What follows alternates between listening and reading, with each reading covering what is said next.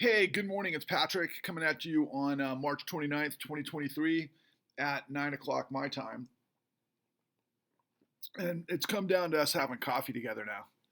And, I'm just increasing the frequency of the truth bombs because there's never a dull moment in this world where I can't thread the needle to reveal exactly why this effort to create a tidal wave populist crusade to purge corruption is the only thing that is an option to save us. And there's a lot of reluctance out there. I mean, when I first announced this, I mean, we've kind of gone through a couple of ups and downs, fits and starts, which is to be expected. But like when I started this most recent sort of campaign, I gave it about 3 weeks of rest, and I was really close to just giving up on all this stuff because I was like, I mean, we're just up against every freaking brick wall imaginable in every direction, and it's just Game of Thrones personified, and some sort of wacky, crazy virtual reality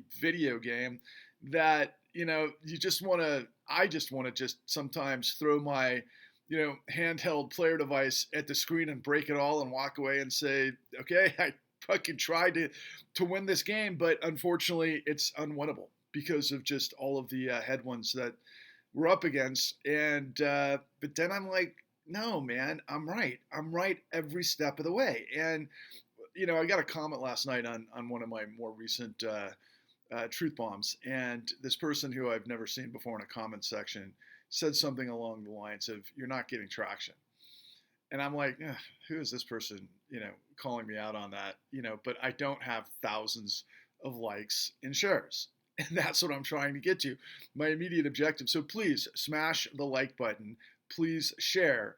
And that's first and foremost. And then ultimately, please come together under this movement where we have to join forces. We have to link arms. We have to move forward, like I've been saying. But I'll circle back to my sort of grand, finale in a moment. But I got to set the table for a couple of other things that may hopefully be the magic words to unlock why whoever is missing the point of how everything that I'm revealing to you is the largest, most important revelation of literally the last 75 years.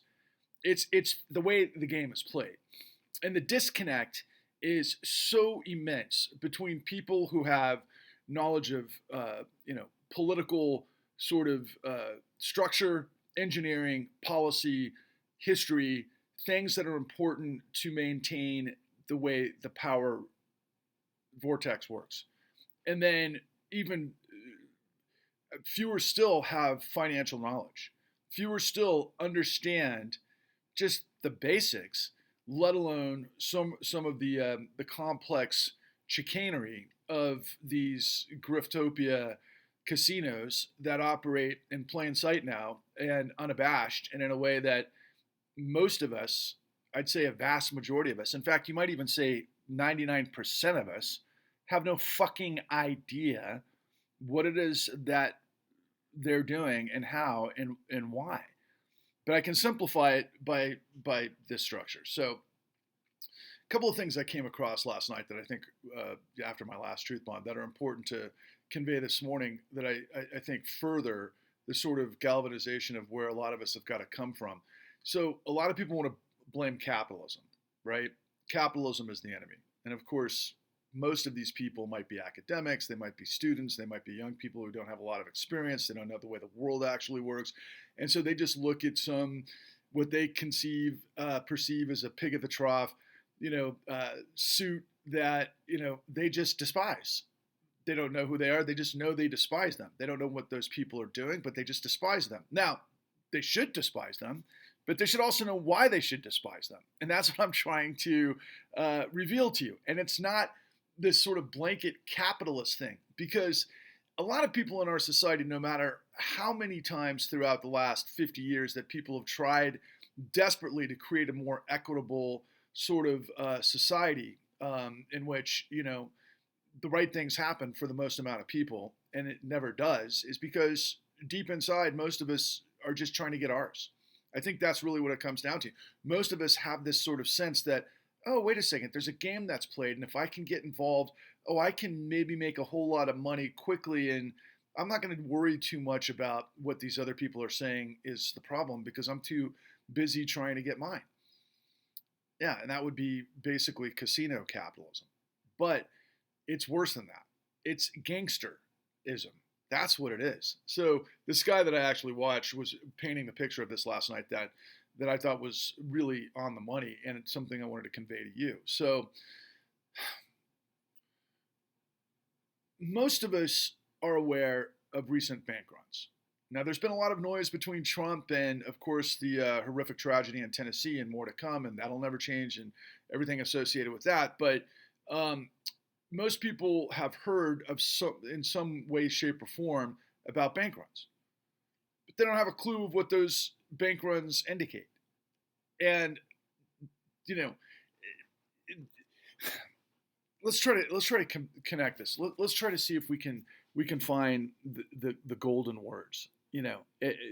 Compared to what your reality is. Okay, so I'm sure most of us can wander around our cities and they can look out, and see teams of homeless people for one.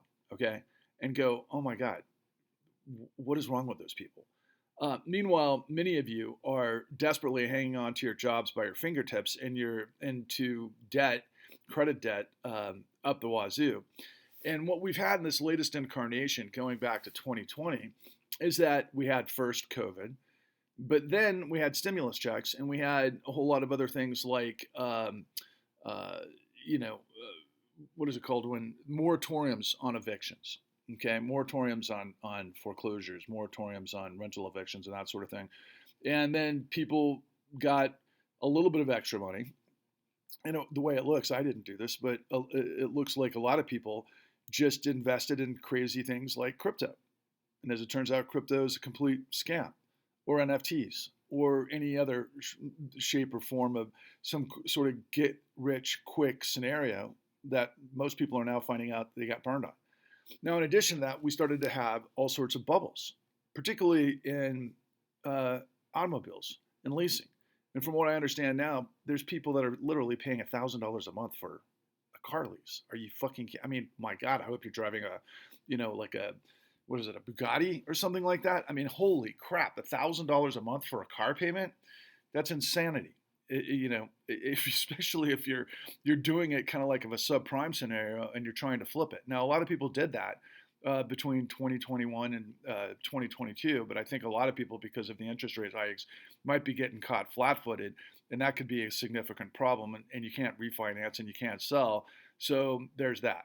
And then in terms of real estate, you know, the most asinine aspect of all of this, which goes back to what it is that I continue to reveal to you, is that Fed policy has created 0% interest rates to where those who have the ability to borrow, particularly the 0.001%, or those that are, large um, private equity or asset management operations, borrowed money at zero interest and bought real estate all over the country to the tune of hundreds of thousands that they turn into rentals, right? And one of the biggest companies known for this, which I think has the highest paid CEO on Wall Street, is Blackstone. And they typically, what they've done in some of the big cities is they increase the rent. And people are hanging on by their fingertips. And those that have fallen through the cracks because the moratoriums have ended find themselves out on the streets, which is incredible. And because of inflation, a lot of those same people, you only have so much expenditure, right? That you can pay for, keeping the lights on, keeping a roof over your head, keeping food in the refrigerator, keeping fuel in the car, being able to afford the car, that sort of thing. And when all of those prices go up, particularly due to speculation, and simultaneously many people are playing casino capitalism and thinking, oh man, I'm going to get in on this crypto deal. And what did crypto turn out to be, really, in the long run? I mean, if it's Bitcoin, it's those are two different things. But Bitcoin's a lot like, from what I understand, trading cards, basically. The intrinsic value is ridiculous, and the whole promise of crypto initially was it's going to be an alternative to fiat currency, and then we learned through FTX and Sam Bankman-Fried and all of the others that they just fancied themselves too big to fail banks, and it turned into embezzlement and all sorts of insanity by creating their own value out of thin air and getting a lot of people to invest in it. And it's the bigger sucker theory, right? If you can get somebody to pay more than what you paid, that's how it goes up, and that's a Ponzi scheme. And that's really what our economy has become. Many years ago, through neoliberalism and globalization and all that sort of thing, we farmed out the golden goose. Now, I know growing up in the 70s, for example, not a lot of people look forward to working their whole lives in the factories, and I think a lot of people were very welcoming of going into a service economy, and then, of course, a financial economy. And throughout the 80s and the 90s, I mean, we were all in on that, and a lot of people did well, but it turned into just bubbles left and right. And most of these bubbles are built on manipulation. So going back to where we are currently in terms of a lot of very significant concerns that we should all be terrified of, is that I think we're right in the middle of the everything bubble, and I keep expecting the floor to drop. And I've been expecting it for like 18 months now, but they've continued to plod along. And one of the main reasons they've been able to do it, they being the power behind the shadows that have absolute control, because they're completely backstopped by the full faith and credit of the United States. What do I mean by that? So Silicon Valley Bank, for example, I think the numbers were, there was a run in one day in the afternoon, like about 2 weeks ago now, where literally $40 billion dissipated in an afternoon. Now, as it turns out, of course, the Biden administration leapt into full fury to make sure there wasn't a larger bank run, even though we had, Silvergate Bank down in San Diego that collapsed because of crypto. I don't think a lot of people were surprised by that, but the full faith and credit of the United States didn't backstop that. But then we had, the Silicon Valley Bank scenario, and then there was Signature Bank in New York, pretty much. I think they had offices and branches out west as well. But then we heard the big news about Credit Suisse, which is a different set of circumstances. But just as a quick sidebar, I mean, Credit Suisse has been involved with incredible amounts of international grift and criminality, and working with the worst players in the world, and doing what a lot of these, systemically important financial institutions have been doing since 2009. Basically, acting as shell operations for, oligarchs and drug lords and terrorists and all sorts of things to basically launder money all over the world. And Credit Suisse was up to its eyeballs in that stuff. Not to mention it got involved with another incredible grift. This guy, Bill Hwang, basically pulled what a lot of the too big to fail banks did. And there's a lot of complication in unpacking that story, but it's just manipulation. It's price manipulation, hyperinflating asset value of the stock and that sort of thing, and taking the spread, and then it goes sideways quickly, and then when it blows up, there's a run. And this is happening over and over and over because of zero interest rates to the financial system. So these huge, investors, whether they're private asset, operations like Blackstone or BlackRock, State Street and Vanguard and that sort of thing. And then also private equity. And private equity, since the 80s, has just been insane. If you want to see a kind of a case history, go to Bain Capital. I mean, Mitt Romney, and I'll bring that full circle. Is insane. What they do is they take out huge amounts of loans, they buy companies, they drive the stock price up, then they basically shatter all of the different pieces of the company. They throw into bankruptcy through different LLCs, and then they get rid of everybody. They cut the overhead, and then ultimately, then they sell the stock, and then they hyperinflate the stock, and they're middlemen to do that. It's vulture capitalism, and that's another reason why I refer to it as a parasite. And private equity is, I think, the worst of them all, to be quite frank with you. Hedge funds, insider information, that's a big play there. Asset managers like BlackRock and everything else. Low interest rates to be able to buy, everything that their heart's content, quite frankly. But this is how it's playing out, and this is how financialization that's like up here needs to be sort of interpreted by regular people who go to jobs and try to survive and provide for their family in this environment where everything becomes more expensive and you can't afford it and you can't hang on. Then you get into debt, and then suddenly things go sideways. Maybe you lose your job. Now you're in deep shit. Now your whole life is in turmoil. And then you might be like some of these growing populations of homeless people that they feel like zombie camps, and it's horrible. I feel absolutely terrible about it. But there's a direct correlation, and this is the biggest part of it. Okay, so for example, with Blackstone, is that they bought up all of these places, 0% interest. They could hike up through appraisal fraud and all of the things that we show you on the con at www.thecon.tv. And ultimately, everybody's getting paid on the inside who's doing this through fees and everything else, which go to through modern executive compensation, the bottom line for the CEO. Again, Blackstone CEO is the highest paid CEO there is, to purchase all of these real estate scenarios on the cheap. Then they hyperinflate them after the fact. But here's the rub: as they're increasing the cost and the revenue, generation from the rental income and that sort of thing, um, they literally sell to the primary dealer brokers all of their assets in these securities that the Federal Reserve has been purchasing since 2009 through quantitative easing. They get free money, and then there's no market except for so it's a full circle. Think about it like this: Federal Reserve provides free money, goes to an asset manager, buys up all of the real estate, hyperinflates the value, puts family and people who may have lost their houses in 2009 into another pinch post-COVID because the moratoriums are up. People can't afford it. They start to fall through the cracks. They get booted. But what you don't understand is all of the money that was free that went into hyperinflating these assets then gets packaged into commercial backed securities and sold to the Federal Reserve. Now, here's a absolutely terrifying scenario. I think we're right back to where we were in the savings and loan crisis. Okay, if you look at the lessons that we show you at the con, once again, www.thecon.tv, and if you go to videos and you scroll down, there's a whole bunch of videos that you can watch for free. One of them is called Control Fraud. And one of the biggest red flags, particularly for regulators, is when you see hyper increased value of the stock or revenue for banks, which is a huge red flag because of what happens with control fraud. You grow like crazy. And that, through modern executive compensation, provides everybody's fees in the pipeline through perverse incentives and what we call Gresham's dynamic, through all sorts of fraud that then pay these guys that they'll then blow up, which is what it looks like they did at Silicon Valley Bank. Now, as it also turns out of those 47 billion in the run, maybe it was 44 billion, something like that.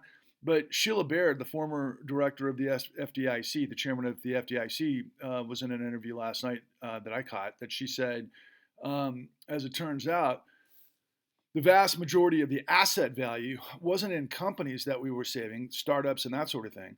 It was 10, which could have been VC guys, venture capital guys, which operate a lot like private equity guys, or people operating with private equity or hedge funds or asset managers.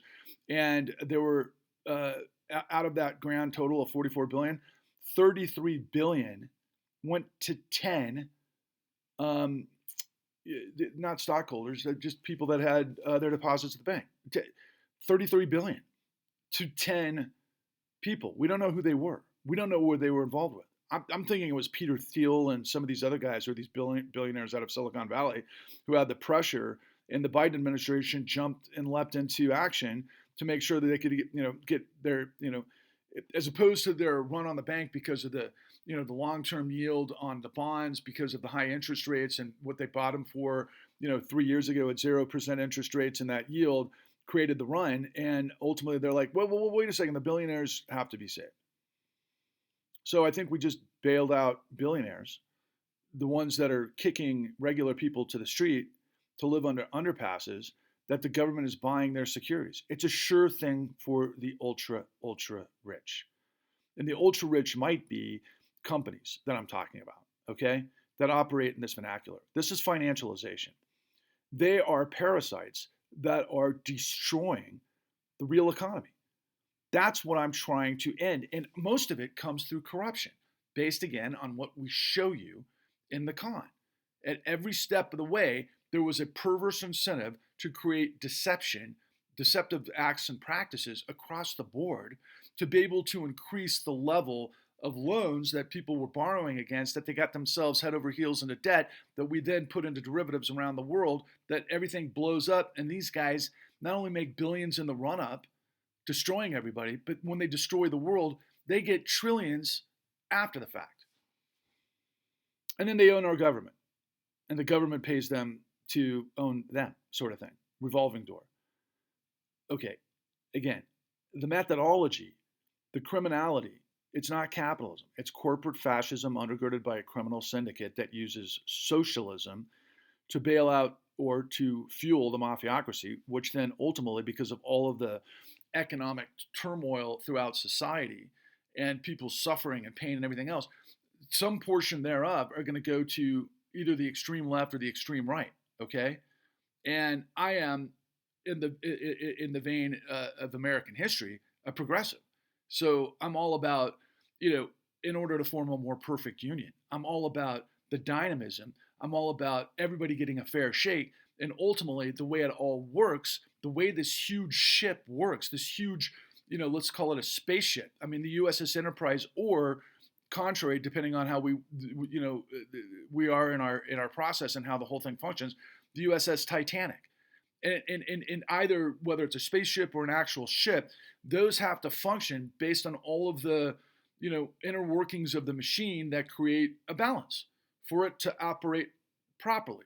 And whether it flies or sinks depends on the integrity of the system, which is the integrity of the law in this particular case. And what I continue to tell you is the law has been thrown out the door in front of our face, to where you live in a techno-feudal, feudalistic, financialized, society where the full faith and credit of the United States goes to rich people, which is called tyranny, which is unacceptable. And I can yell and I can try to do everything I can to get this through your head. You don't have to have a PhD in economics to understand what it is. I'm telling you, you just have to understand the methodology of how this whole thing works. And there's a lot of psychology involved. There really is. And you know it every single day. If you go to a job full time, or if you go to two full jobs full time, you got to do what the boss tells you, man. And if you don't, there's going to be somebody else that's going to pick up the, do your job without you. You're expendable. Most of us are expendable. And that's why I'm independent. That's why I don't like to work for anybody else, because I don't like to be under the thumb of somebody else. And I tell you, I'm reminded of this all the time. It's amazing, the rift in our society. So about a year, I don't even know how long it's been. Oh, what am I talking about? March 22nd, November 1st, 2022 was when I stopped doing Facebook. I've been on Facebook a long time. I've got like 5,000 followers, a lot of friends from throughout my life, and I've been a very fortunate guy. I've seen a lot. I've had many opportunities. I've partied with the best. I've seen a great deal of the world, and I've really experienced being around a lot of wealth. And I was using Facebook at this time mostly to try to share and compel people to understand these scenarios that I continue to share with you. And ultimately, what I was up against mostly is that Facebook doesn't want to be a political platform. In fact, they do as much as they can to try to prevent that. And you're reminded over and over and over that what Facebook is really all about is sharing how great your life is. That's really what Facebook wants to be. And and I've known a lot of very successful people, from my fraternity days, and just people I've known throughout my life. And you're constantly reminded of how great everybody's life is. And there is a huge rift between people who are crushing it because of this system that I know, that are in finance or in real estate, or any manner thereof. And I just don't want to be engaged, because I know exactly how the system works, even if they don't understand how the system works. And so, what is the point of me telling you all of that? Well, it's that somehow, some way, the only way to break through the algorithms and to break through the dystopia of media and the lying of government and the judiciary and everything that I continue to reveal to you, that we have to create this populist movement to break through, is going to be by you sharing this, by you getting involved. And again, I want to remind you that the reason I'm asking you to invest $13 is because of all of the history behind it, which I've laid out many times and I don't want to do right now. But it's because it's a low buy-in cost, but it's your investment in a movement that's going to break the grip of this corruption that's destroying us all, and that has betrayed us all. And eventually it's going to lead to a revolution, not because of me. I'm just saying in general because of how bad it's going to get. And this is usually how it happens in history. What I'm trying to do is I'm trying to hit the reset button to the Renaissance based on my last 13 years of knowledge, which I've been around this country, many, many, many times, aggregating thousands and thousands of hours of every piece of this puzzle. And I have all of the information that everybody from the New York Times to every major player in mainstream media and hedge fund owned newspapers around the country have hidden from us the whole time. I'm literally the only guy who's got these answers that can put it together for everybody. But unless you buy in, the way this whole thing works out is that, look, billionaires and multinationals are going to spend hundreds of millions of dollars on candidates to make sure that they don't get called out to the mat for this, and that they have a free pipeline to the full faith and credit of the United States to save them for burying you. Is that really that hard to understand? And if we can get millions of us together on the same page through this barnstorming, revival tour with all of the information, which is a modern day PCOR hearing, and I don't want to go into all the details of what that means, but that's what we're doing. And I want to culminate this in Washington, D.C. with hopefully hundreds of thousands of people and, millions of people around the country, supporting this. Like I said last night, Israel has demonstrated in the last several weeks, 10% of its population, including all of its professional class, is rising up to say no to Netanyahu's corruption. That's what we have to do here. All of us have to do it. And I'm offering the pathway to do it because, to my knowledge, I have not seen a bizarro world me doing the exact same somewhere else that got all this information from the highest of the high. I got it from the top level C-level suite guys and all of the information that blow this thing up. And I've got, access to all of the guys from the DOJ and the FBI and the SEC at the highest level that have done the right thing. I'm telling you, corruption has a complete control of the system. This is Robin Hood. This is Indiana Jones. This is every freaking hero's journey you can possibly imagine. And I'm not saying I'm a hero for this. I'm saying we all have to become a hero together, that you, me, and everyone you see who isn't a Nazi, who believes in integrity and dignity and sustainability and liberty, must unite to purge corruption and end tyranny. That's what this is all about. So I'll talk to you this afternoon. Please, if you can, donate $13. Please, if you can, get 13 people, to join this and to come together to unite, because that's how we break the algorithms. That's how this thing gets traction. And for all of you who have already done this and contributed and everything else, thank you. And again, I'll finish off with this last point that I'd said last night. The people that are in the courts right now that are battling for their lives to try to, save their houses from this grift that you all know that's involved, the only way you're going to survive this and come out whole is if millions of people come to understand what you're dealing with. I'm offering the pathway to make that happen. You have to champion us for us to champion you so that we can all make this grift aware. And it's not, and here's the problem with America. Everybody looks at life in their own, specific circumstances. Nobody really, except for, and you have to hand it to them, but at the same time I despise it, the church going, let's call it white, right-wing militia, MAGA, those guys get on the same page and they're not afraid to pay. Like I said the other day, Donald Trump could fart and belch lies all day and people will pay him millions of dollars to do it. How absurd is that? How disgusting is that? Well, it's the kind of world that we live in where the likes of Blackstone can have the highest paid CEO on Wall Street to basically evict people because it was free money the whole time that he sold back to the Fed. You can't get any more guaranteed than that. Guys, the house is rigged. But what I'm explaining to you is exactly how it's rigged. We've got to smash this thing to bits. And we've got to pick up the pieces and recreate the United States the way that the United States was designed. We have to just be Americans. And I'm offering you that opportunity. Please join me. Failure is not an option. That's all there is to it. Onwards and upwards.